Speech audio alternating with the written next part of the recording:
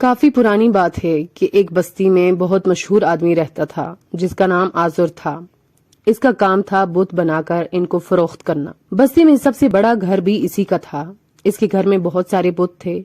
آزر بھی اور بہت سے لوگ ان کو سجدہ کرتے تھے اور ان کو اپنا معبود سمجھتے تھے۔ آزر کا ایک بیٹا تھا جو کہ بہت ہی شریف النفس تھا جس کا نام ابراہیم تھا۔ حضرت ابراہیم علیہ السلام لوگوں کو ان بتوں کے سامنے سجدہ کرتے دیکھتے، ان کو عبادت کرتے دیکھتے تو پھر سوچتے کہ یہ بت تو پتھر کے ہیں، اور سوچتے کہ نہ یہ باتیں کر سکتے ہیں، نہ سن سکتے ہیں، اور نہ کسی کو نقصان پہنچا سکتے ہیں اور نہ ہی فائدہ، اور اگر ان کے اوپر مکھی بھی آ کر بیٹھ جائے تو ان میں اتنی طاقت بھی نہیں کہ مکھی کو اپنے اوپر سے ہٹا دیں۔ ان کا کھانا چوہا کھا جاتا اور یہ چوہے کو بھی نہ روک سکتے۔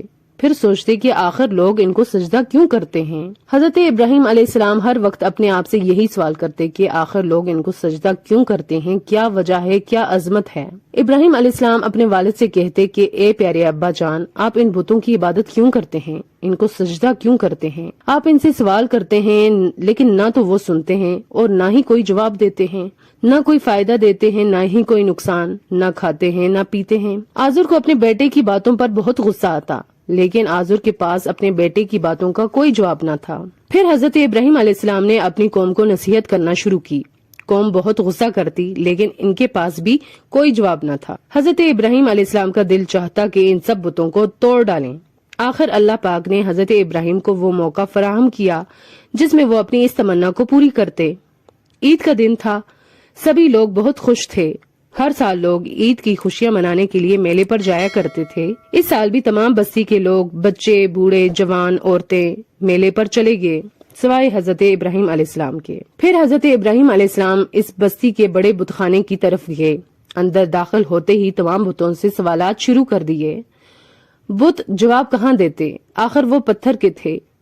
حضرت ابراہیم سوال پوچھتے رہے اور بت خاموش رہے۔ پھر حضرت ابراہیم علیہ السلام کو غصہ آیا اور غصے میں آ کر کلہاڑا پکڑا اور بتوں کی توڑ پھوڑ شروع کر دی۔ سارے بتوں کو توڑ ڈالا سوائے ایک کے، اور کلہاڑا اس کی گردن پر لٹکا دیا اور وہاں سے چل دیے۔ عید منانے کے بعد جب لوگ صنم خانے میں آئے تاکہ وہ اپنے بتوں کو سجدہ کریں، لیکن جب لوگوں نے اپنے بت کی یہ حالت دیکھی تو دہشت زدہ ہو گئے۔ غصے میں کہنے لگے، ہمارے بتوں کی یہ حالت کس نے کی ہے؟ ایسی حرکت کون کر سکتا ہے؟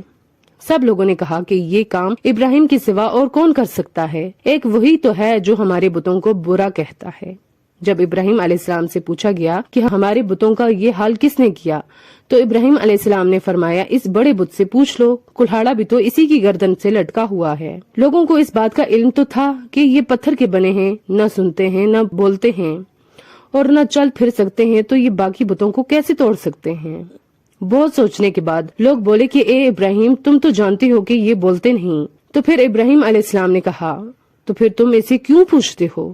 نہ سنتے ہیں نہ بولتے ہیں تو تمہیں سمجھ کیوں نہیں آتی؟ تمہیں عقل کب آئے گی؟ سب اپنی جگہ خاموش اور شرمندہ تھے۔